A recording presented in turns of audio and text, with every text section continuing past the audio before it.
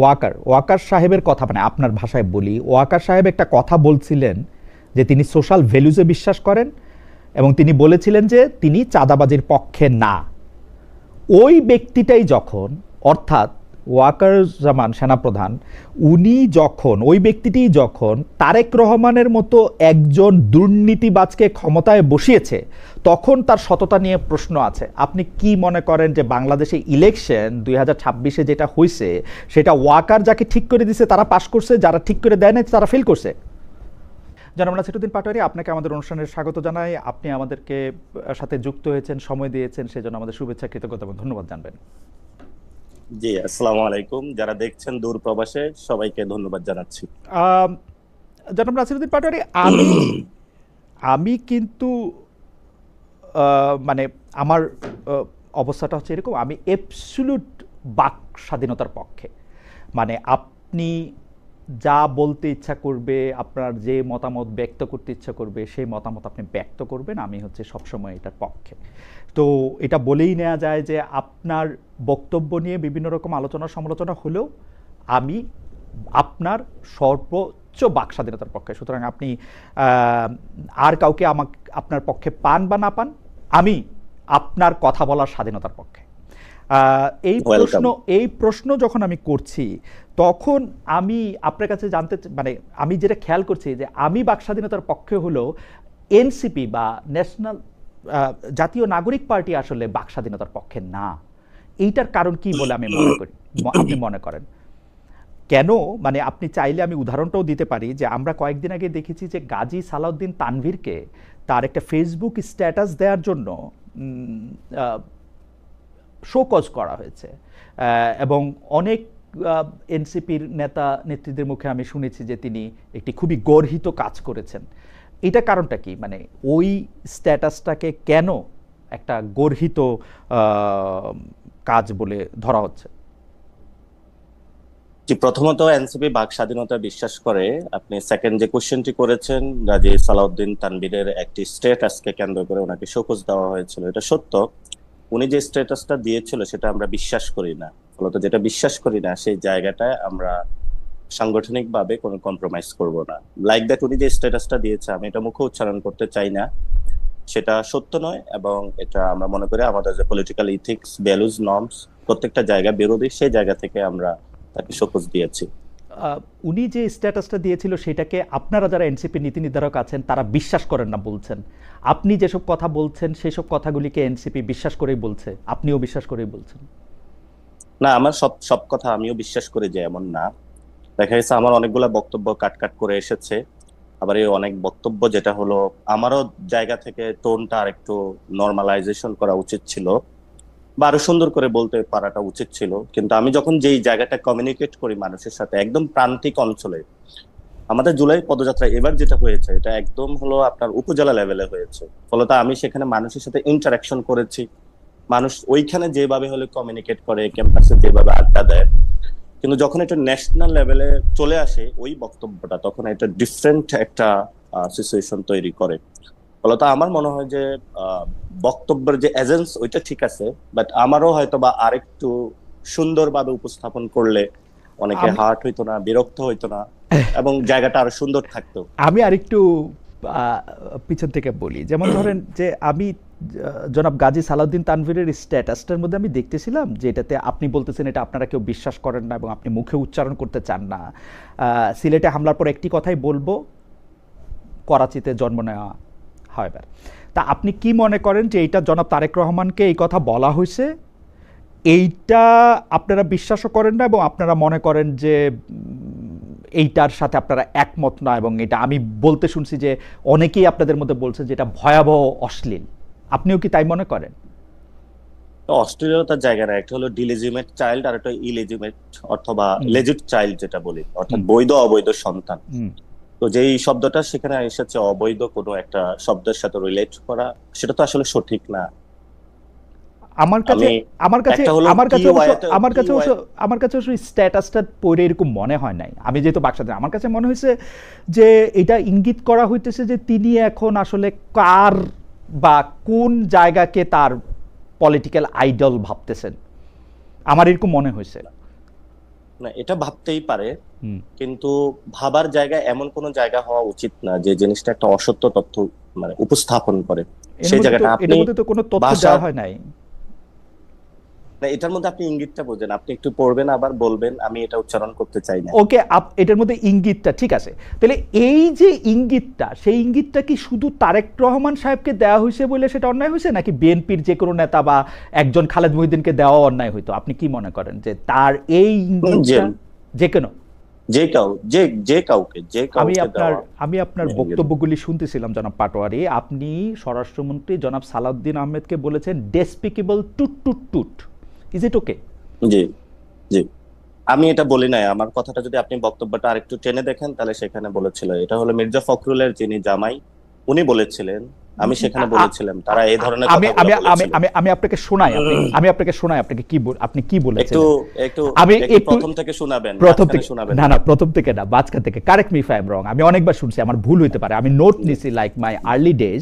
তো আমি বলি, আমার আপনি বলছেন মির্জা ফখরুলের যে মেয়ের জামাই আছে না, ফাহাম, ফাহাম ভাই যাকে বলে, উনি একটা কথা বলতেন, সে কথাটা হচ্ছে ডেসপিকেবল টুট টুট টুট। এই শব্দগুলি আবিষ্কারই করা হয়েছে সালাউদ্দিনের জন্য, এই শব্দগুলি বলাই হয়েছে সালাউদ্দিনের জন্য। ইজ ইট ওকে? না, আমি আজকের মাঝখানে শুনতে পাই না, আবার একটু বলবেন। তারেক রহমানের বুঝ নাই, সালাউদ্দিনের উপর ভর করে কখনো কখনো। আরো পজ, মির্জা ফখরুল ইসলামের মেয়ের জামাই আছে না, ফাহাম, ফাহাম ভাই, ওই যে ফাহাম আব্দুল সালাম, উনি একটা শব্দ বলতো ডেসপিকেবল টুট টুট টুট। এই শব্দগুলি বলাই হয়েছে সালাউদ্দিনের জন্য। হুম, এটা আপনি বলছেন, এখন এটা ঠিক আছে? জি। না, এটা এটা আমি বলতেছিলাম, এই জন্য আমি কিন্তু ডট ডট শব্দটার কখনো আমি উচ্চারণ করতে যাইনি।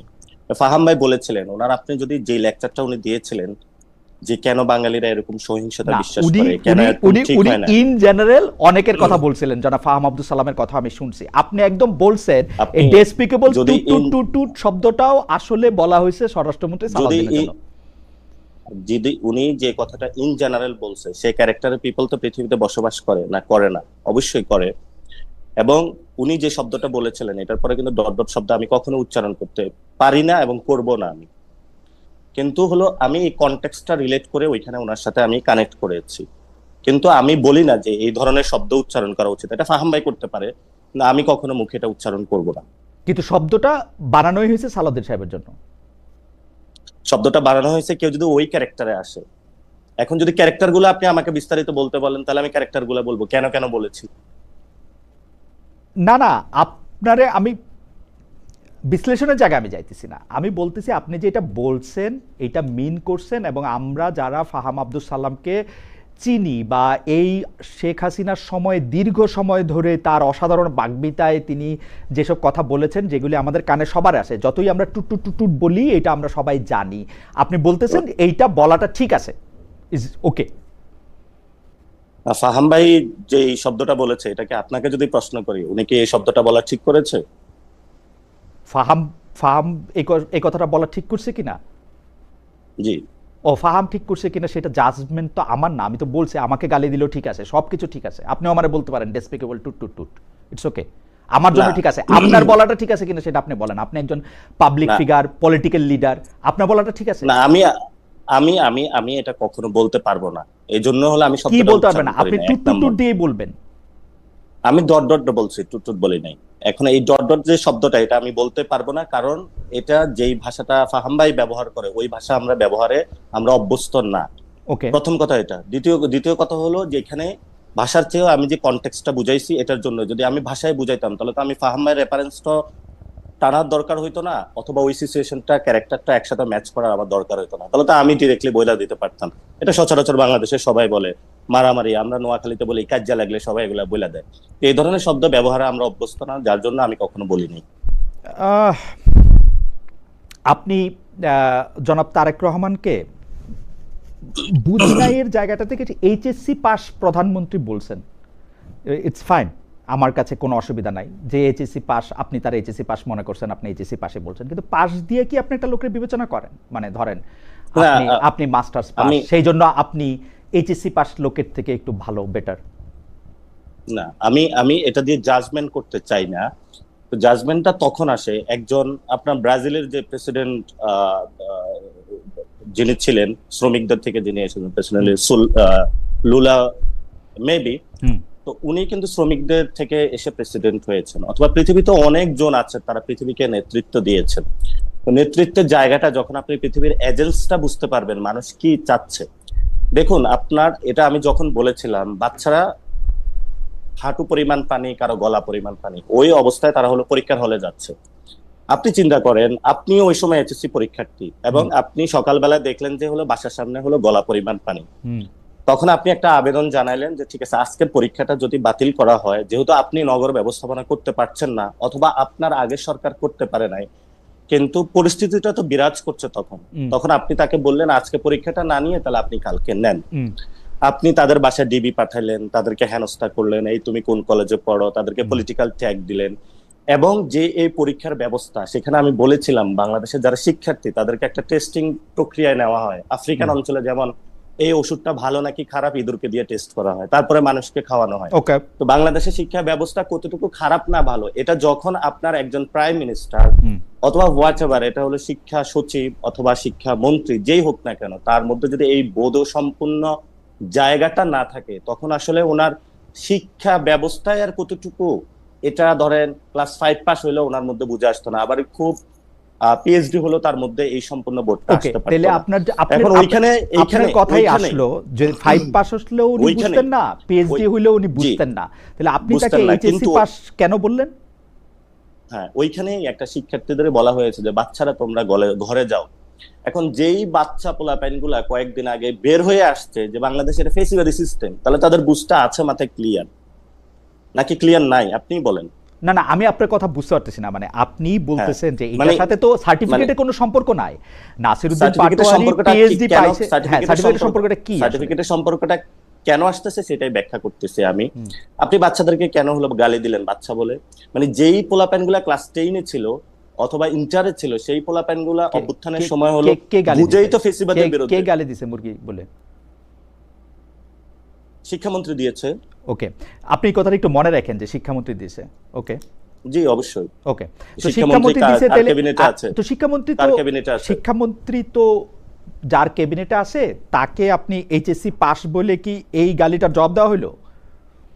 না, এই গালি তো মানে শিক্ষার্থীদেরকে যখন কথাটা বলা, আমি কিন্তু ওনাকে গালি দিতে চাই নাই। যে হলো এইচএসসি পাস, ওনার যদি বোধসম্পন্ন থাকতো তাহলে উনি ওই বিষয়টা হলো রিয়ালাইজ। না না, এটার সাথে পাশের কি সম্পর্ক? এটার সাথে পাশের কি সম্পর্ক? এটার পাশের সম্পর্কটা এটাই আসে, যদি উনি because you are very proud যে আপনি ঢাকা ইউনিভার্সিটি থেকে পাস করে মাস্টার্স করে আসছেন, আর যারা এইচএসসি পাস, মেট্রিক পাস, আপনি দেখেন একই ভাবে বেগম জিয়াকে বলা হইতো সে সময় নন মেট্রিক, 8 ফেল, 8 পাস, একই সংস্কৃতি না এটা? না, এটা একই সংস্কৃতি না। ওই সময় দেখা হয়েছে আপনি তো 8 পাস, আপনি কি করেন? না, আপনি যখন আমাদের বাচ্চাদেরকে গালি দিবেন অথবা শিক্ষার্থীদের গালি দিবেন, এইচএসসি পাস আপনি কি বুঝবেন? না না, আমি তাকে এটা বলি না যে আপনি এইচএসসি পাস হলো আপনি কি, আমি গালি দিতে চাই না তাকে, আমি তাকে রিলেট করার চেষ্টা করেছি। না না, আপনি বলছেন যে তার বুঝ নাই কারণ সে এইচএসসি পাস। হ্যাঁ, বুঝ নাই, এটা কি আপনি মনে করেন প্রধানমন্ত্রী বুঝ আছে? নাই তো।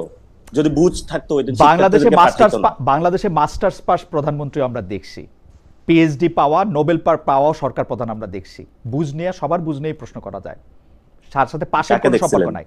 পাস করার নিয়ে আর কাকে দেখছিলেন? পিএইচডি পাস করা রাষ্ট্র ডক্টর মোহাম্মদ ইউনূসকে দেখছি। ডক্টর ইউনূস তো ওই সময় শিক্ষার গুরুত্ব দিয়েছিল, অনেক কিছু। না না, আমি শিক্ষার গুরুত্বের কথা বলতেছি না, কিন্তু আমি শিক্ষার গুরুত্বের কথা বলতেছি না, আমি বলছি পাস ছাড়াও অনেক প্রশ্ন করা যায়, আপনি নিজেও অনেক প্রশ্ন করতে পারবেন ডক্টর মোহাম্মদ ইউনূসের নিয়ে। জি, তো সেইটা পাসের সাথে নাই তো, কিন্তু আপনি এটা বলছেন। হাউএভার আপনি আরেকটা কথা বলছেন যেটা আমার খুব মানে মানে একটু কানে লাগছে। আপনি বলছেন যে প্রধানমন্ত্রীর ওয়াইফের কি কোনো কনস্টিটিউশনাল পজিশন আছে, বা তার কোনো মেয়ের ওর মানে গভর্নমেন্টের প্রোগ্রামে, গভর্নমেন্টের টাকা দিয়ে রাষ্ট্রের প্রোগ্রামে উনাকে বা উনার মেয়েকেও নিয়ে আসা হচ্ছে? এটা তো সারা পৃথিবীর নর্মস ভাই। বাংলাদেশে যাদের আমি মাত্র 3টা দেশের উদাহরণ দেই, উদাহরণ দেই। কানাডার প্রধানমন্ত্রীর ওয়াইফের কোনো কনস্টিটিউশনাল পজিশন নাই, ব্রিটেনের প্রধানমন্ত্রীর বউয়ের কোনো রকম কনস্টিটিউশনাল পজিশন নাই, অথবা জামাইয়ের, এবং জাপানের প্রধানমন্ত্রীর বউয়ের বা জামাইয়ের কোনো কনস্টিটিউশনাল পজিশন নাই, কিন্তু তারা অনেক সময় ভলান্টারিলি রাষ্ট্রীয় কার্যে অংশগ্রহণ করেন। জুবাইদা রহমান বা জাইমা রহমানকে এই কথা বলার কি যুক্তি আসলে? আমি কথাটা বলেছিলাম যে সাধারণত অন্য দেশের হলো একটা হলো কনস্টিটিউশনাল জায়গা থেকে ফার্স্ট লেডি, না, অথবা সেটা শুধু রাষ্ট্রীয় কোনো প্রেসিডেন্সিয়াল পদে থাকে, শাসনের ক্ষেত্রে, আর কোথাও ফার্স্ট লেডি এটা থাকে না, প্রেসিডেন্সিয়াল। শুধু কিন্তু প্রেসিডেন্সিয়াল। অথবা রাষ্ট্রীয় রাষ্ট্রীয় কোন জায়গায় অনেকে কনস্টিটিউশনাল পদে তাদেরকে নিয়ে আসে, অথবা আমি আমি আমি বলেছিলাম আমি আমি যে কানাডা আমি কানাডা ব্রিটেন এবং ফাউন্ডেশনে জাপানের থাকে। উদাহরণ দিলাম, তাদের কেউ কনস্টিটিউশনাল পোস্টে নাই, ইউরোপের কোথাও নাই। আমি জার্মানিতে ছিলাম, না, চ্যান্সেলরের বইয়েরও নাই। সেখানে ম্যাককার্নের ওয়াইফ কোন রাষ্ট্রীয় ইনস্টিটিউশনে অনেক গিয়েছে কিছু আমাকে একটু দেখাবেন। রাষ্ট্রীয় ইনস্টিটিউশন, আপনি অনেক সেটা কিছু অনেক কিছু রাষ্ট্রীয় অনেক কিছু তিনি বলে ভলেন্টারিলি। আপনি দেখেন, টনি ব্লেয়ার বলে ব্রিটেনের বিল একজন, টনি ব্লেয়ার বলে ব্রিটেনের একজন প্রধানমন্ত্রী সেটা ছিলেন, তার স্ত্রীকে আপনি সেটা আমি চেনেন? বলছি। তার স্ত্রীর নামটা মনে আছে? হ্যাঁ, চিনি, পরবর্তীতে সবকিছু হয়েছে। কিন্তু এখন যেই আমি কোশ্চেনটা তুলেছিলাম যেহেতু বাংলাদেশে ফার্স্ট লেডি নাই, 2 নম্বরের জিনিস হলো বারাক ওবামার যে মিশেল ওবামা, উনিও কিন্তু রাষ্ট্রীয় অনেক কাজে বা বাহিরে অংশগ্রহণ করতেন না, একটা ফাউন্ডেশনের নাম দিয়ে বা কোনো কাজে। পৃথিবীর অনেক দেশে এই কাজটা হয়ে থাকে, ইন্দোনেশিয়া, মালয়েশিয়া, অনেক জায়গায় হয়ে থাকে। না, আমি বলেছিলাম যখন আপনি রাষ্ট্রীয় একটা মন্ত্রণালয়ের জনগণের ট্যাক্সের টাকা খরচ করছেন এবং ওই মন্ত্রণালয়ের মাধ্যমে আপনি প্রমোশন কাজ চালাচ্ছেন, আপনি ভলান্টারি কাজে অংশগ্রহণ করেন। সো আপনি একজন ডাক্তার, আমাদের হেলথ সেক্টর ধ্বংস হয়ে গেছে, আপনি সেখানে গিয়ে কাজ করেন, নো প্রবলেম। আমি যখন গিয়ে দেখি ঢাকা মেডিকেলে ওয়াশরুমে হলো গন্ধ আসতেছে, তো আপনি সেই ওয়াশরুমে যান, আপনি তো সেখানে যাচ্ছেন না। আপনি যখন একজনের ইন্টেনশনটা বুঝবেন, আপনি দেখেছেন জাইমা রহমানের যখন কথাটা এসেছে, অনেকে বলেছে গালি দিয়েছি, আপনি আজকে এখানে টকশোতে একটু প্রমাণ করে যাবেন আমি কি গালি দিয়েছিলাম বা কি না না, আমি করেছিলাম। প্রশ্ন সেই জায়গাটা করতেছি যে আপনার প্রবলেমটা কোথায়? জুবাইদা রহমান এবং জাইমা সেই রহমান, জায়গাটা জাইমা রহমান জুবাইদা রহমান আনঅফিশিয়াল জায়গাগুলিতে গেলে জুবাইদা আপনার কি সমস্যা, নাকি আপনি যেভাবে বলে দিবেন সেভাবে যাইতে হবে? না না, কোনো সমস্যা নাই, কোনো হ্যাঁ, সমস্যা নাই কোথাও হ্যাঁ, যদি যায়। হ্যাঁ। বাট আমাদের জায়গাটা হলো আপনি যান ঢাকা মেডিকেলের একটু ওয়াশরুমটা দেখেন, ঢাকা মেডিকেলের একটু সামনে যান, আপনি হলো সোহরাওয়ার্দী মেডিকেলের একটু যান, আপনি মুগদা মেডিকেলে একটু যান, আপনি পঙ্গু হসপিটালের একটু যান। মানে আপনার যে প্রফেশন, অর্থাৎ আপনি একজন ইকোনমিস্ট, আপনি গিয়ে হলো পারমাণবিক বোমা বানাচ্ছেন, বললেন যে আমি এটা সবচেয়ে পারবো, আমার হলো এই ক্ষমতা আছে, এই পাওয়ার আছে, আপনার যে এক্সপার্টিস জায়গাটা আপনি ওখানে কাজ করেন, এটা তো নো প্রবলেম। কিন্তু আপনি রাষ্ট্রীয় একটা program, you are sponsoring from the tax of the people, আপনি জনগণের টাকা দিয়ে যখন কাউকে এইভাবে উপরে উঠানোর চেষ্টা করবেন, সেটা হলো অবশ্যই আমাদের সেই জায়গা হলো কথা বলা ওকে উচিত। ফাইন। উনি আমি আপনার এই কথার সাথে বাংলাদেশের কিন্তু সাথে আমি as a আমি citizen, আমার অনেকগুলি ব্যাপারে কথা বলতে, বাংলাদেশের আমি অনেকগুলি যদি ব্যাপারে কথা আপনি বলতে তো। তার হ্যাঁ, আপনি যদি বলেন ডাক্তার জুবাইদা রহমান, দেখেন ওনাকে বাংলাদেশের সবাই শ্রদ্ধা করে, এটা তো কোনো ডাউট নাই। কিন্তু ডাক্তার জুবাইদা রহমানের বাংলাদেশের রাষ্ট্রীয় কোনো পদবি আছে নাকি নাই?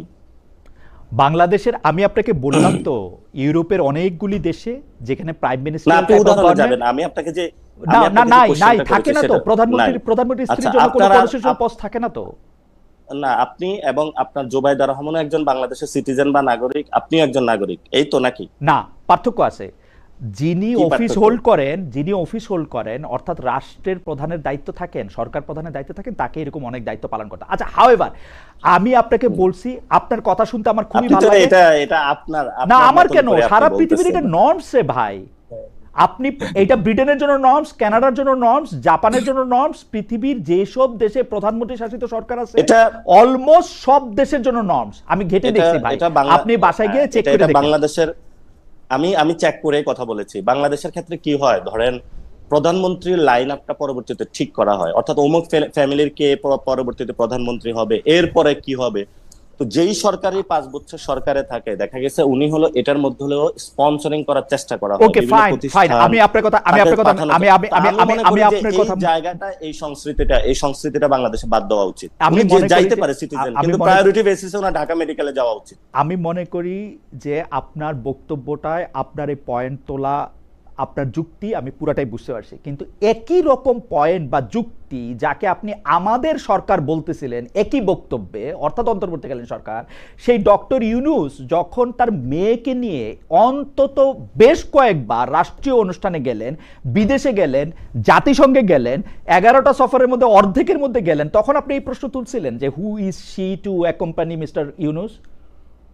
যে প্রধানমন্ত্রী যদি কোথাও যেয়ে থাকে, প্রধানমন্ত্রীর সাথে যদি ওনার ফ্যামিলি সবাই গিয়ে থাকে, আমাদের কোনো আপত্তি নাই। সেকেন্ড হলো আপনি যে কোশ্চেনটা তুলছেন, আপনার মনে হয় জানার কথা যে ইউনূস যখন বাংলাদেশে এসেছিলেন, উনি অপারেশন থিয়েটার থেকে এসেছিলেন। এবং উনি খুবই অসুস্থ, কিন্তু ওনার সাথে কোম্পানি দেওয়ার মতন কে আছে ফ্যামিলির বলেন? উনি যখন একটা ফ্লাইট করতেছে, তো ওনার যে ট্যাবলেটটাও ধরিয়ে দেওয়ার, এটা কে আছে একটু বলবেন আপনি? আপনি তো ওনার ফ্যামিলির আপনি সবকিছু সিচুয়েশন, আপনি তো কথাটা নিয়ে এসেছেন, আপনি তো কথাটা, তাহলে ফ্যান্টাস্টিক। ওনার, তাহলে হ্যাঁ, বিদেশে যাইতে সময় আপনি তো কথা, ওনার ফ্যামিলির কারো ওনার সঙ্গে থাকতে হইতো, সেই জন্য উনি বিদেশে গেছেন। মানে আপনি তো জানেন উনি আপনি কি অসুস্থ, খেয়াল করছেন, এবং ওনার আপনি কি সাথে, খেয়াল এবং করছেন ওনার বাংলাদেশেও বিভিন্ন ওনার মেয়ে রাষ্ট্রীয় কোন অনুষ্ঠানে, প্রোগ্রামে? বাংলাদেশে বিভিন্ন রাষ্ট্রীয় অনুষ্ঠানে তার মেয়ে উপস্থিত ছিল, আপনি খেয়াল করেছেন কিনা? হ্যাঁ, কিন্তু হলো উনি কিন্তু এটা রাষ্ট্রীয় বলেন নাই। প্রোগ্রামে এরকম দেখেছেন যে সংস্কৃতি মন্ত্রণালয়ের কোথাও একটা প্রোগ্রাম হচ্ছে, ডিরেক্টলি সেখানে গিয়ে হলো ওনার মেয়েকে পাঠাচ্ছে, যাও তোমাকে হলো রাষ্ট্রীয় প্রটোকলে সবকিছু স্পন্সর করে জনগণের কোটায় আমি তো চলে যাচ্ছি, পরবর্তীতে তোমাকে প্রধানমন্ত্রী বানানো হবে, এই জন্য আমার মনে হয় এই যে এই আমার এই মনে হয় জনাব জায়গাটা পাটোয়ারি, দেখেন নাই, দেখেন। আমার মনে হয় জনাব হ্যাঁ, পাটোয়ারি, আমি আমার জায়গাটা ক্লিয়ার করতে পেরেছি জি যে প্লিজ আপনি বলেন। যান, নো প্রবলেম, আপনি যান, নো প্রবলেম, কিন্তু আপনি আগে বাথরুমে প্রধানমন্ত্রীর যান, সাথে যাইতে ঢাকা পারেন, মেডিকেল কলেজে বাথরুমে প্রধানমন্ত্রী যান। ফ্যামিলির সাথে। কিন্তু প্রথম একটা কাজ হলো, সেটা হলো মানে ওই ব্যক্তিটার জায়গার যাওয়াটা কোন জায়গায়। আপনি যদি একটা এক্সপার্টিস হন, তাহলে আপনি সেখানে হেল্প করেন, আমাদের বাংলাদেশে অনেক উপকার হবে। ঠিক আছে ভাই, আপনি ওইখানে করলেন না, আপনি অন্য জায়গায় করলেন, কিন্তু করার পরে হলো দেখা যাচ্ছে প্রধানমন্ত্রীও নাই, কেউ নাই, উনি হলো চিফ গেস্ট এবং একটা রাষ্ট্রীয় অতিথি প্রোগ্রাম, তারপরে হলো ওইখানে হলো স্পন্সরিং করা হচ্ছে জনগণের টাকায়। সো ওই জায়গায় ওই সংস্কৃতিটা আসলে পরিবর্তন করা উচিত। If you become the prime minister, আপনি মনে হয় এটা করবেন না, এই ধরনের পরিবারতন্ত্রের একের পর এক লিগেসি টানবেন না। যদি মানুষ ভোট দেয় তখন হবে, সেটা দেখা যাবে তখন। আচ্ছা, উম, আহ, আরেকটা বিষয় আপনার একটু দৃষ্টি আকর্ষণ করি আমি। আপনি জি। বর্তমান সেনাপ্রধান জনাব ওয়াকার সাহেবের কথা, মানে আপনার ভাষায় বলি, ওয়াকার সাহেব একটা কথা বলছিলেন যে তিনি সোশ্যাল ভ্যালুজে বিশ্বাস করেন, এবং তিনি বলেছিলেন যে তিনি চাঁদাবাজির পক্ষে না। ওই ব্যক্তিটাই যখন, অর্থাৎ ওয়াকারুজ্জামান সেনাপ্রধান, উনি যখন, ওই ব্যক্তিটি যখন তারেক রহমানের মতো একজন দুর্নীতিবাজকে ক্ষমতায় বসিয়েছে, তখন তার সততা নিয়ে প্রশ্ন আছে। আপনি কি মনে করেন যে বাংলাদেশে ইলেকশন 2026-এ যেটা হয়েছে, সেটা ওয়াকার যাকে ঠিক করে দিছে তারা পাশ করছে, যারা ঠিক করে দেয় না তারা ফেল করছে? হ্যাঁ, সেটা তো আমি সরাসরি কোশ্চেন তুলেছিলাম যে আমি নিজেও তো ইলেকশন করেছিলাম, আমি হুম, সেখানে ছিলাম। হুম, যে আমার যখন 8টার দিকে রেজাল্টটা অফ হয়ে গিয়েছিল, সেই অফিসে ডিজিএফআই থেকে যে রাষ্ট্রীয় যে সংস্থাগুলো সেগুলো বসেছিল, হুম, মির্জা আব্বাসের ওয়াইফও সেখানে ছিলেন, হুম, এবং বিভিন্ন জায়গায় স্টেট লেভেলে বিভিন্ন ইন্টারনাল ওয়েতে সেই কাজগুলো আমরা খোঁজ হুম, পাচ্ছিলাম যে কোথায় কি হচ্ছিল, হুম। এবং আমি তো এটা প্রত্যক্ষ সাক্ষী ছিলাম। তো তাহলে আপনি বলবেন রেজাল্ট ঘোষণার সময় সেখানে ডিজিএফ এর কাজ কি, আর্মির যে গোয়েন্দা সংস্থাগুলো সেখানের কাজ কি? আপনার তারপর আমরা বক্তব্যটা বিভিন্ন অনুযায়ী জায়গা থেকে, ওয়াকার সাহেব তারেক রহমানকে চুজ করেছেন এবং ক্ষমতায় বসিয়েছেন, হ্যাঁ, এটা দুর্নীতিবাজ আপনি তারেক স্বীকার রহমানকে। করেন, আপনি এটা স্বীকার করেন বা না করেন, বাংলাদেশের হলো যখন 5 তারিখে মানে আগামীকালকে 2024-এর যে ডেটটা ছিল, সেই 24-এ কিন্তু সকল রাজনৈতিক দলকে ক্যান্টনমেন্টে ডাকা আমি হয়েছিল। 2026-এর এবং ইলেকশনটার কথায় আসি। 2026-এর ইলেকশনটা মানে কেন বলেছিলাম সেই ফ্রি জবাবটা, অ্যান্ড ফেয়ার কেন হয় নাই, বলেছিলাম, ফ্রি অ্যান্ড ফেয়ার হয় কেন নাই। বলেছিলাম ওয়াকার সেই সাহেব যাকে জবাবটা তো চাইছেন, আপনার নিতে হবে। ওয়াকার সাহেব যাকে মানে একটু চাইছেন, ধৈর্য রাখুন, তাহলে আমি তো 30 সেকেন্ডে উত্তরটা দিতে সময় দিবেন আমাকে। না না, তো সেই জায়গাটা থেকে আমি যখন, ধৈর্য রাখতেছি। আপনি কথাটার মধ্যে বলুন, মানে মানে আপনাকে কথাটা বলতে হলে 5 আগস্ট 24-এ যাইতে হবে। না 24-এর জন্যই যাচ্ছি যে ক্যান্টনমেন্টে তো সকল রাজনৈতিক দলকে নেওয়া আছে, ইলেকশনটা কিভাবে এসেছে সেটা তো আপনাকে লক্ষ্য রাখতে হবে। এবং ইলেকশনের সময় হলো পুরো বাংলাদেশের মিলিটারি সিস্টেম তো মাঠে অ্যাক্টিভ ছিল, ছিল নাকি ছিল না? হ্যাঁ, মাঠে আপনি অ্যাক্টিভ ছিল, বলেন। মাঠে অ্যাক্টিভ ছিল। তো সেখানে তো ইন্টারফিয়ারেন্সের অবশ্যই আর্মি জেনারেলের ছিল। আমার প্রশ্নটা কি আপনি তো উত্তর 5 দিলেন? তারিখে যে, আমার প্রশ্নটার উত্তর কি আপনি দিলেন? আপনি কি মনে মানে আপনি করেন যদি যে প্রশ্ন, আপনি আমি, যদি আমাকে প্রশ্ন করেন যে আপনার যদি অনুষ্ঠান হয় ইয়েস নো, তাহলে আপনি আমাকে কোশ্চেন ইয়েস করেন, নো আমি না, ইয়েস নো ইয়েস নো উত্তর না, দিব। ইয়েস নো না, আপনি বিস্তারিত বলেন, এরপরে আপনি অভয় জি। দিলে, অনুমতি দিলে আমি বলবো আপনাকে। আমি না, প্রশ্নটা আপনি, আবার করি। আমার অনুমতি নেওয়া লাগবে না, আমি আপনার এখানে আমার গেস্ট, অনুমতি আপনি কারোই নেওয়া লাগে আপনি না। অনুমতি, আমার কারোই অনুমতি নেওয়া লাগে না। অনুমতি নেওয়াটা হচ্ছে আমার কথার, মানে এটা একটা প্লিজের বঙ্গানুবাদ। আমি জিনিসটা বলি। আচ্ছা। ওয়াকারুজ্জামান 2026-এর ইলেকশনে যাকে চেয়েছেন তাকে ক্ষমতায় বসিয়েছেন, এবং সেটি দুর্নীতিবাজ তারেক রহমানের ক্ষেত্রে এটা উনি করেছেন। যার কারণে ওয়াকারুজ্জামান আপনার কাছে, আমি গালি বলবো না, আপনার বাকস্বাধীনতায় তাকে বলেছেন যে যখন মানুষের বয়স হয়, শেষ বয়সে মানুষকে ভূতে ধরে, you are so confident about it, ভূতে ধরলে কেউ দাঁড়িয়ে রাখতে শুরু করে, এবং হি ডিড ইট। যে ওয়াকারুজ্জামানই চেয়েছেন তারেক সাহেবকে ক্ষমতায় বসাইতে। আপনি এইটার ব্যাপারটা একটু বলেন। এটা আমার প্রশ্নটা একটু ইলাবোরেট আচ্ছা। করে, আপনি যখন একটু সময় দিলেনি, এটা আপনি বিশ্বাস করেন কিনা, এবং আপনার যে দল এনসিপি, আপনার যে জোট জামায়াতে ইসলামী, তারাও বিশ্বাস করেন কিনা, এবং আপনি যে, প্রথমত জি। প্রথমত যে বক্তব্যটা বলেছেন আপনি আপনি কাট বক্তব্যটা দেখেছিলেন, আমি যদি ফুল যে বক্তব্যটা সেটা আপনি অ্যালাউ করলে তাহলে আমিও বলবো, কিন্তু আপনার যে কোশ্চেনের উত্তরটা, আমরা মনে করি যে এখানে বহিঃশক্তি, আওয়ামী লীগ এবং এখানে মিলিটারির বিভিন্ন অফিসারের সাথে একটা ন্যাকজাস তৈরি হয়েছিল, ফলত ওই ন্যাকজাস থেকে এই ধরনের একটা ইলেকশনে ইঞ্জিনিয়ারিং হয়েছে। এই ইঞ্জিনিয়ারিং এর জায়গাটা হলো আমি ইলেকশনের পরে ক্লিয়ার করেছিলাম, এর পরবর্তীতে বিরোধী দলীয় নেতাও এই বিষয়টা ক্লিয়ার করেছে, আপনি যদি বক্তব্যগুলো শুনেন।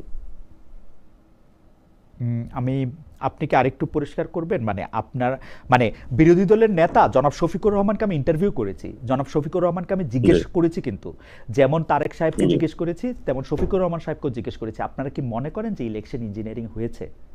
শফিক সাহেব জি কি বলেছেন? ইঞ্জিনিয়ারিং হয়েছে। শফিক সাহেব কি বলেছেন? শফিক সাহেব বলেছেন যে ইঞ্জিনিয়ারিং হয়েছে ইলেকশন, আহ, মানে কিন্তু হলো দেশের স্থিতি, আমাকে যে ইন্টারভিউ দিয়েছেন, দেশের স্থিতি। আমাকে যে ইন্টারভিউ দিয়েছেন সেই ইন্টারভিউর ক্ষেত্রে উনি স্পষ্ট বলেছেন, আমি বলেছি যে ইঞ্জিনিয়ারিং এর অভিযোগ মামুনুল হক সাহেব সব কথা করেছেন। তো আর উনি, সব কথা তো আর আপনার ইন্টারভিউতে বলে নাই, এর পরবর্তীতেও তো উনি বক্তব্য দিয়েছে, ওই বক্তব্য দেখবেন, এখন একটু সার্চ করে দেখবেন, যে উনি উনি বলতেছেন কথাটা যে, এভাবে বলেছে। উনি বলতেছেন যে হ্যাঁ, তারেক সাহেবকে, বাংলাদেশে ইলেকশন, তারেক সাহেবকে ওয়াকার সাহেব বাংলাদেশে ক্ষমতায় ইলেকশন, বসাইছে। বাংলাদেশে ইলেকশন ইঞ্জিনিয়ারিং হয়েছে, এবং সেই ইঞ্জিনিয়ারিং এর স্বার্থে ওই সময় আমরা দেশের স্বার্থে যাতে কোনো অস্থিতিশীল পরিবেশ সৃষ্টি না হয় সেজন্য মেনে নিয়েছিলাম। এই বক্তব্যটা আপনি একটু খুঁজে দেখবেন। আমার মনে হয় যে তিনি, আপনি ঠিকই বলতেছেন, তিনি এই জাতীয় কথা বলছেন, কিন্তু আবার তো এই কথাও বলতেছেন যে দেশের স্বার্থে যদি এটা এখন মেনে নেন, 5 মাস হয়েছে, এখন আপনারা বা জনাব অলি আহমেদ বা জামাত ইসলামী মিলে সরকারকে ফেলেও দিতে চাচ্ছেন। আপনি তো বলেই দিয়েছেন যে বিএনপি তো ক্ষমতায় টিকবে না, কারণ বিএনপি হচ্ছে রাবিশ পার্টি, এই বিএনপি কখনো আসলে টিকবে না এখানে, তাই না? হ্যাঁ, আমি এখনো বলি এই সরকার হলো টিকবে না, কারণ এই সরকার টিকবে না কারণ ইলেকশনটা দুইটা ভোট হয়েছিল, আপনি একটা ভোট মানবেন আরেকটা মানবেন না, ইলেকশনে জনগণের 70% রায় দিয়েছিল। হুম। 71-এ যখন আমাদের মুক্তিযুদ্ধ হয়েছিল, মহান মুক্তিযুদ্ধ, সেই মুক্তিযুদ্ধের আগে জনগণ একটা রায় দিয়েছিল, সেই যুদ্ধতে কিন্তু হলো পাকিস্তানি জান্তা ছিল, তারা সেই জনগণের রায়টা মানে নাই, ফলত একটা দেশে এই ধরনের জনগণ রায়কে বাস্তবায়ন করার জন্য রাজপথে মানুষ নেমে আসে, এবং এখানেও কিন্তু 70% জনগণ একটা রায় দিয়েছিল, আপনি সেই রায়ের দিকে যান নাই। অলরেডি হলো সংসদে একটা সংশোধনী কমিটি গঠন করা হয়েছে, যেটা আমরা বলেছিলাম যেখানে একটা রিফর্ম অ্যাসেম্বলি হবে, এবং সেখানে সালাউদ্দিন অকপটে স্বীকার করেছেন যে আমরা মাঠে জনগণকে প্রতারণা বা বোকা বানানোর জন্য এটা বলেছিলাম, তাহলে তো আমাদেরকে জনগণ ভোট দিত না, ফলে তো জনগণের সামনে সবটাই স্পষ্ট হয়েছে। জনগণ যদি তাকে কাউকে মনে করে যে তাদের জন্য প্রতারণার ফাঁদ পাতা হয়েছে অথবা তাকে বোকা বানানো হয়েছে, সে জনগণ কেন আপনাকে স্কেপ দিবে? ফ্যান্টাস্টিক। দেওয়ার আমি, কোনো অবকাশ নাই। আমার কাছে মনে হয় যে আমি একটু পুরনো কথায় ফিরে আসি, তার মানে এনসিপি এবং জামাতে ইসলামী, এনসিপি আপনার দল হিসাবে এবং জামায়াতে ইসলামী হচ্ছে আপনাদের জোট সঙ্গী হিসাবে, তারা বিশ্বাস করে যে 2026 সালের ইলেকশন রিগড হয়েছে, ওয়াকার সাহেব তারেক সাহেবকে ক্ষমতায় বসিয়েছেন।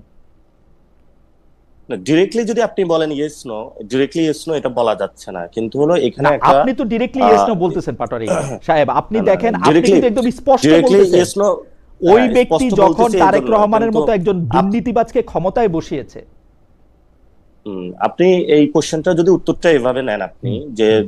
আপনার যখন গণ অভ্যুত্থান হলো তখন তো সকল রাজনৈতিক দলকে ক্যান্টনমেন্টে ডাকা হয়েছিল, এবং পরবর্তীতে কার্যত ইনার ওয়েতে সেখানে তো হলো ক্যান্টনমেন্টের বিভিন্ন জায়গায় ইন্টারফারেন্স ছিল, এটা আপনি অস্বীকার করতে পারবেন না, এবং ইউনূস স্যারের আমলেও তারা স্যারকে ওইভাবে অনেক ক্ষেত্রে কাজ করতে দেয় নাই, এবং সেগুলো আপনাদের সবারই জানা আছে। তো পরবর্তীতে আমরা বলেছিলাম ঠিক আছে, আমরা তাহলে একটা গণতান্ত্রিক নির্বাচন প্রক্রিয়ার দিকে যাব, এবং সেখানে আমরা যখন চুপ্পুর বিরুদ্ধে আন্দোলন করেছিলাম, সেখানে আর্মি চিফ রাজি ছিলেন না। তো এখানে তো মানে একটা স্টেটের কয়েকটা স্টেক হোল্ডার থাকে, এখন আপনি তো সেখানে আমাদের ডিপি স্টেটের জায়গা থেকে ওনাদেরকে হলো বাদ দিতে পারবেন না, যদি বাদ দিতে পারেন তাহলে তো আজকে পর্যন্ত আয়না বা গুমের সেই জায়গাটা আমরা এখনো নিশ্চিত করতে পারি না, যে গুমের বিচার অথবা এই আইনটাতে নতুন করে প্রণয়ন হবে, অথবা যাদেরকে হলো বিচারের আওতায় নেওয়া হলো তাদেরকে এসিতে গাড়িতে করে নেওয়া হচ্ছে, এবং সেখানে আলাদা জায়গায় তাদেরকে রাখা হচ্ছে, তো এটা তো স্পষ্ট হচ্ছে যে কোথায় কোথায় তাদের একটা প্রভাব এই বলয় ডিপ থাকে। স্টেটে পার্ট যেমন কি, মিডিয়ার, এই ডিপ স্টেটে পার্ট কি ডক্টর মোহাম্মদ ইউনূসও ছিলেন? ডিপ স্টেটের পার্ট ডক্টর ইউনূস আছেন নাকি নাই সেটা তো আপনি ডিপ স্টেট ভালো করে বুঝেন, তো সেই জায়গাটা আমি ব্যাখ্যা দিতে পারবো না বা উত্তর দিতে না পারবো না না ডিপ না, স্টেট কেন কেন কোনটা কেন বাকি। আমি প্রশ্ন কারণ করতেছি যে আপনি কয়েকটা লক্ষণের কথা বললেন, আর আমার চোখে লক্ষণ কি? আমার চোখে লক্ষণ হচ্ছে ডক্টর মোহাম্মদ ইউনূস, যিনি, যাকে কোত্থেকে জানি আইনা নিরাপত্তা উপদেষ্টা নিয়োগ দিছেন, সেই নিরাপত্তা উপদেষ্টা বিএনপির পররাষ্ট্রমন্ত্রী হয়েছে। কোথা থেকে আইনা না বিএনপি পাঠাইছে, ও বিএনপি পাঠাইছে তো, আর ডক্টর মোহাম্মদ ইউনূস এটা না হজম পাঠাইলে করছে, কিভাবে ডক্টর মোহাম্মদ ইউনূস কিভাবে হজম করছে, এখন ডক্টর মোহাম্মদ ইউনূস হজম করছে তাকে, উনি বুঝেন না কিছু। ডক্টর ইউনূস তো শুধু এটাও হজম করে না, অনেকেও হজম করছে, সবাইকে নিয়ে চলতে চেয়েছে, একটা মানে উনি ইউনিটি বা শুধু ঐক্য হজমই গড়ে করে তুলতে গেছে, চেয়েছে। উনি উনার অ্যাটর্নি জেনারেল এখানে আইনমন্ত্রী হয়েছে, উনার প্রেসিডেন্টকেই প্রেসিডেন্ট রাখা দেওয়া হয়েছে, উনার কারণেই এই আপনারা যাকে অসম্মান করে রাষ্ট্রপতির কথা যে বলে, উনার কারণেই রাষ্ট্রপতির কাছে শপথ দেওয়া হয়েছে, কারণ কাকে উনি কাকে উনি কাকে কাকে অসম্মান কাকে অসম্মান করা না, হয়েছে? সম্মান অসম্মান আমি উজ্জ্বল করলাম যে ধরেন সাবেক রাষ্ট্রপতিকে নিয়ে আপনারা বলেন যে উনি আওয়ামী লীগের রাষ্ট্রপতি ছিলেন, কিন্তু ডক্টর মোহাম্মদ ইউনূসই ওই রাষ্ট্রপতির কাছেই আপনাদের শপথ নিতে বাধ্য করছে, তাই না? না, ডক্টর ইউনূস বাধ্য করে নাই। ডক্টর মোহাম্মদ সাবেক ইউনূস ওনার ছাত্রলীগ কাছেই ক্যাডার, শপথ নিতে চাইছেন, হ্যাঁ, অ্যাবসলিউটলি। সাবেক ছাত্রলীগ ক্যাডার যেই চুপ্পু সাহেব, ওনাকে সাহেবে বলি যেহেতু উনি একটা বড় মাপের ক্যাডার, তো উনি ওই সময় হেড অফ দ্য স্টেট তো রাষ্ট্রপতি ছিল। আমরা সেই সময় বলেছিলাম যে স্টেটটা এটার বাইরে গিয়ে আমরা নতুন ভাবে গঠন করতে পারি কিনা। তো সেই সময় তো সকল শক্তি রাজি ছিল না, এটা ইতিমধ্যে মির্জা ফখরুল ডক্টর ইউনূস সাহেব কি রাজি ছিলেন? দিয়েছিল। ডক্টর ইউনূস সাহেব কি রাজি ছিলেন? ডক্টর ক্ষমতাটা ওই সময় যদি ডক্টর ইউনূস জনগণের যে ম্যান্ডেট সেটার উপরে উনি করতেন, কিন্তু 5 তারিখে যখন সব রাজনৈতিক দলকে ক্যান্টনমেন্টে প্যাকেট করে নিয়ে যাওয়া হয়েছে, তারপরে ডক্টর ইউনূসের কি করার ছিল আপনি বলেন? না না, 5 তারিখে যা যা কিছু করা হয়েছে সেটাকে আপনি বলতেছেন প্যাকেট না, 5 করে নিয়ে তারিখ- যাওয়া হয়েছে, হ্যাঁ। রাইট? প্যাকেট করে নেওয়া হয়েছে। প্যাকেট ছাড়া কিভাবে ছাড়াও না? অনেকে গেছেন, রাজপথ থেকে প্যাকেট ছাড়াও অনেকে গেছেন, আমরা তো নানা প্যাকেট ধরনের ছাড়াও কথা গেছে, বলি। যেমন হ্যাঁ। প্যাকেট ছাড়া অনেকে গেছে, হ্যাঁ, প্যাকেট ছাড়া অনেকে দৌড়ায়, ওইদিকে ফোন পাইলে অনেকে দৌড়ায়। এটা বাংলাদেশের একটা বদ অভ্যাস, এটা পাকিস্তান আমল থেকে শুরু হয়েছে, জামাতে এখন এটা ইসলামী- পাকিস্তানে আছে, জামাত বাংলাদেশেও ইসলামীর এটা প্রধান আছে। প্যাকেট সহ গেছেন, প্যাকেট করে নিয়ে গেছেন নাকি এমনি গেছেন? আপনি কেন জামাতে ইসলামী স্পেসিফিক বলতেছেন? আপনি কেন স্পেসিফিক জামাত ইসলামীর নামটা ওয়াকারুজ্জামান, আমি বলি জামাত ইসলামীর নামটা ওয়াকারুজ্জামান সবার আগে বলছেন, সেই জন্য আমি জামাত ইসলামী বলবো, তারপরে বিএনপি বলবো, তারপর জাতীয় পার্টি বলবো। আপনাদের তখনও কোনো পার্টি হয় নাই, আপনাদের মধ্যে থেকে কে প্যাকেট হয়ে গেছে, প্যাকেট ছাড়া গেছে সেটাও বলেন, একবারে সবগুলি বলে দিলাম। আমাদের থেকে কেউ প্যাকেট হয়ে যায় নাই, আমরা রাজপথে ছিলাম। ওকে, আর জামাত ইসলামী, বিএনপি, জাতীয় পার্টি? আমি তো কোনো রাজনৈতিক দল স্পেসিফিক করি না, আমি তো সব রাজনৈতিক দলে গিয়েছিল সেখানে। না, আপনি বলছেন কেউ প্যাকেট যদি হয়ে গেছে, রাজনৈতিক- কেউ প্যাকেট ছাড়া গেছে, আপনি মানে কেউ আমি বলছি স্বেচ্ছায় প্যাকেট গেছে, করে নেওয়া হয়েছে কেউ সবাইকে। স্বেচ্ছায় মানে- গেছে, কেউ নিজের শুনুন। ইচ্ছায় গেছে, কে গেছে নিজের হ্যাঁ, ইচ্ছায়? সবাইকে প্যাকেট করে নেওয়া হয়েছিল। কেউ কেউ ক্যান্টনমেন্টে নিজের ইচ্ছা যায়, কার ভাল লাগে? যারা রাজনীতি করে পাবলিক আইতে, তারা তো কেউ আসলে ক্যান্টনমেন্টে যাইতে চায় না। এবং আমরা তো এটা বিশ্বাস করি যে ক্যান্টনমেন্টে হলো রাজনীতিকে ম্যাডলিং করা উচিত না, এবং যেটা বাংলাদেশে বরাবরই হচ্ছে, এটা কেউ অস্বীকার করার জো নাই যে হচ্ছে। যে আমরা চাই না এটা থাকুক। আমি একটু শিক্ষায় ফিরে আসি। আপনি অভিযোগ করতেছেন, একবার আপনি বলতেছেন যে এই ছাত্রদেরকে বাজে কথা বলেছেন শিক্ষামন্ত্রী, আরেকবার আপনি বলতেছেন ওই একই বক্তৃতার মধ্যে আপনি বলতেছেন রাজপথে যত ঝামেলা পাকানোর চেষ্টা করতেছে এইটা হচ্ছে কি নাম জানি, প্রধানমন্ত্রীর উপদেষ্টা না কি জানি, মাহাদি আমিন, উনার হলো নতুন করে খায়েশ হয়েছে শিক্ষামন্ত্রী হওয়ার, এই জন্য রাস্তায় পোলাপাইন নামাই দিছে মিলনকে পদত্যাগ করার জন্য। আমি বলবো সরকারের মধ্যে শস্যের মধ্যে ভূত আছে। আপনি এই বক্তব্যটাকে একটু ইলাবোরেট করবেন কিনা, মানে মাহাদি এই পুরা আন্দোলনটা করাইছে শিক্ষামন্ত্রী হওয়ার জন্য? হ্যাঁ, মাহাদি ভাইয়ের আমি মনে করি যে যে এখানে তার একটা খাহেশ আছে, এবং উনি শিক্ষা মন্ত্রণালয়ে অনেক স্পেসিফিক বক্তব্য দিয়ে থাকেন, এবং ভিতরে এটা অনেকের মধ্যে আলোচনা আছে মাহাদি ভাই এটা হতে চায়। এটা ইনফরমেশনটা আমার থেকে পাওয়া না, এটা আমি বিএনপির মধ্য থেকে পেয়েছি। বিএনপির ওরা আপনাকে মিলন ভাই বলতেছেন যে কিন্তু- মাহাদি হইতে চাইতেছেন শিক্ষামন্ত্রী? কেন বিএনপি অথবা এনসিপি বিএনপি কি বিদেশে থাকে নাকি যে আমাদের সাথে আড্ডা গল্প না না, কিছু হয় না? আড্ডা গল্পের মধ্যে আপনাকে যে তথ্য দিল সেইটাই আপনি বিশ্বাস করলেন নাকি কোনো স্পেসিফিক মাহাদি এটা করছে দেখেন ও শিক্ষামন্ত্রী হইতে যাচ্ছে? কারণ আপনি খুব স্পেসিফিকলি বলতেছেন নতুন করে শিক্ষামন্ত্রী হওয়ার খায়েশ জাগছে, আপনি একদম খুব স্পেসিফিক, এবং উনি রাজপথে ডক্টর দেখেন, কয়েকটা নিউজ কিন্তু কয়েকদিন ধরে আসতেছে, অনেকে আশা আকাঙ্ক্ষা আছে যে ক্যাবিনেট কখন সফল হবে, কে ঢুকবে, কে বের হবে।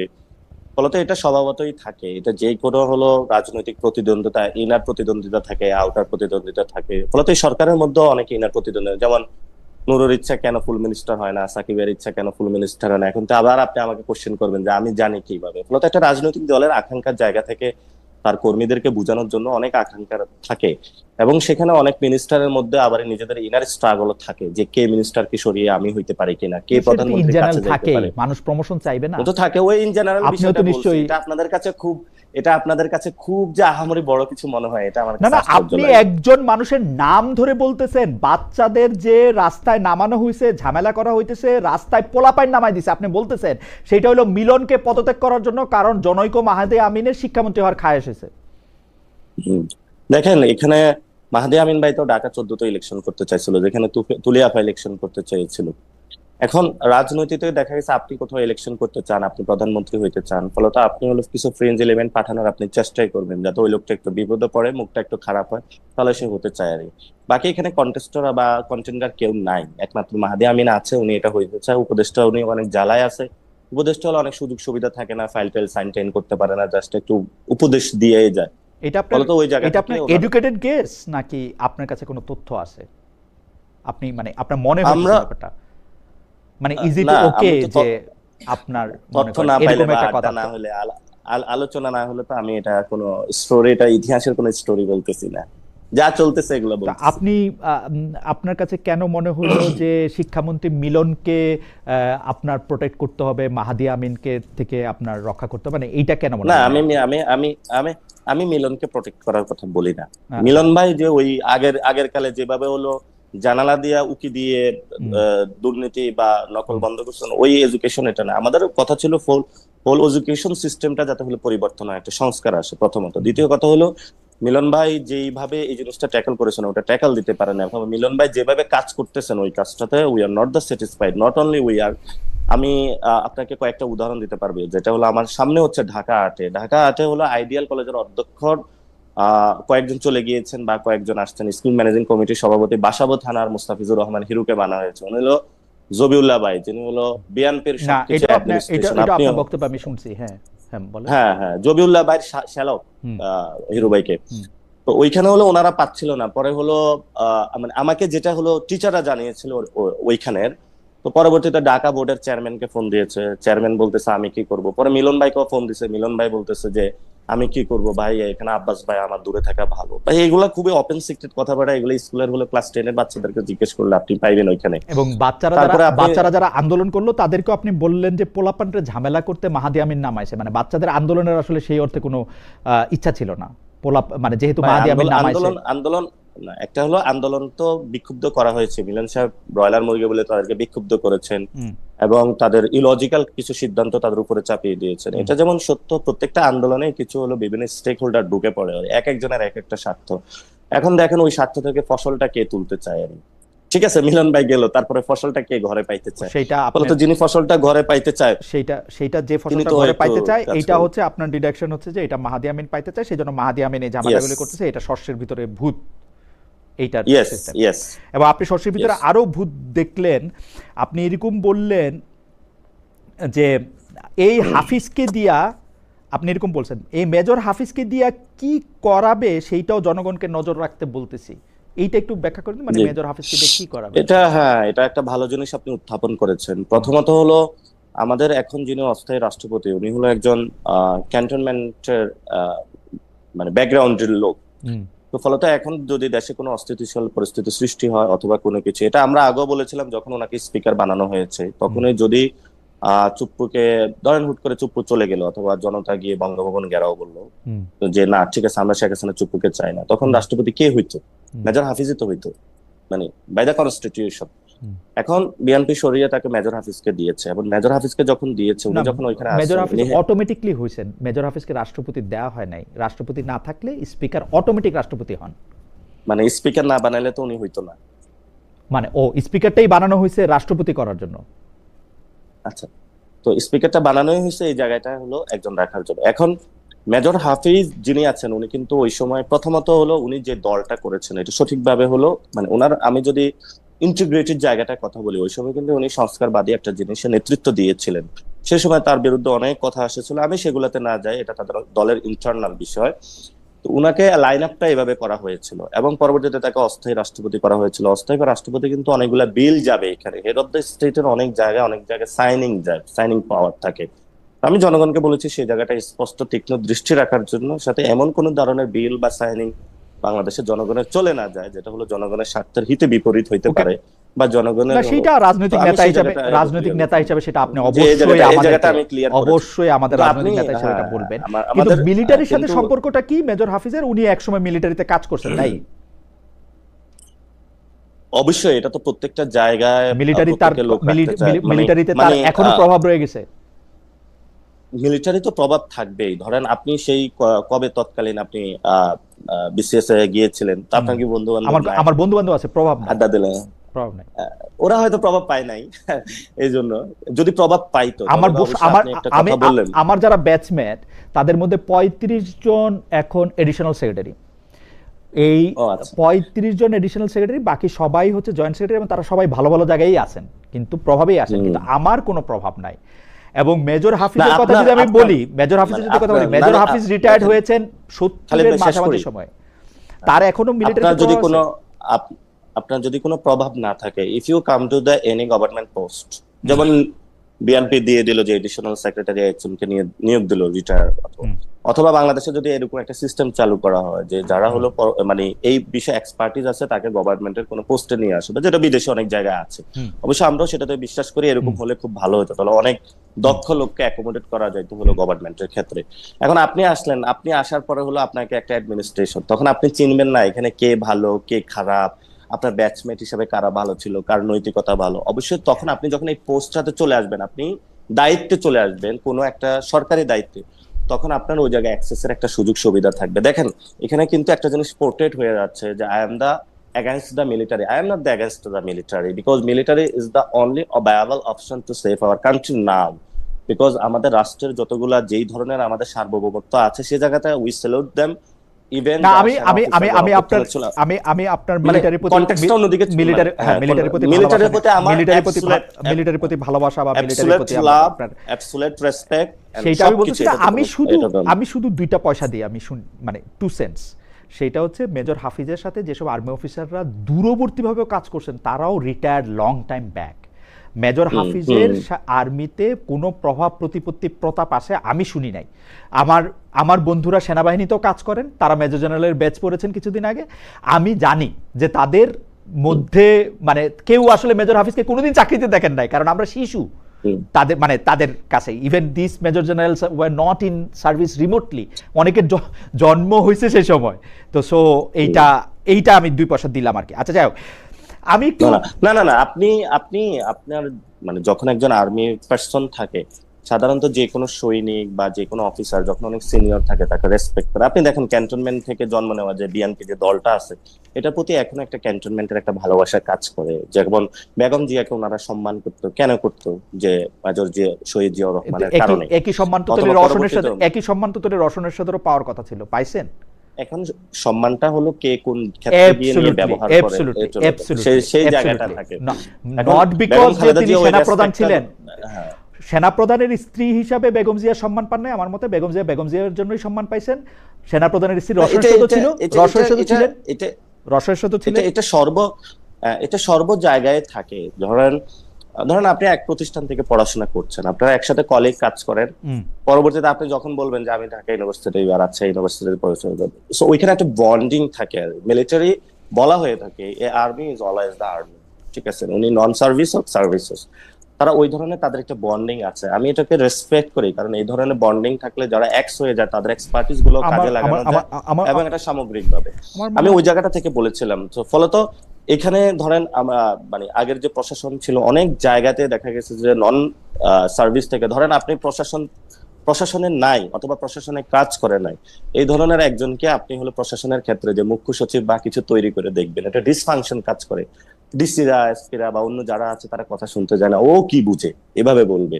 ও কি এই ব্যাচের বা আমাদের এই ইনস্টিটিউশন সম্পর্কে কিছু বুঝে? অথবা এই যে ডাক্তাররা আন্দোলন করতেছে, যখন আপনি অ্যাডমিন ক্যাডার থেকে নিয়ে ডাক্তারদেরকে পলিসির ক্ষেত্রে চাপায়া দিচ্ছেন যে ডাক্তাররা এটা এইভাবে করতে হবে, কিন্তু ডাক্তাররা তখন বলে উঠে যে আমার এই ধরনের প্রয়োজন, উনি এটা কি বুঝে?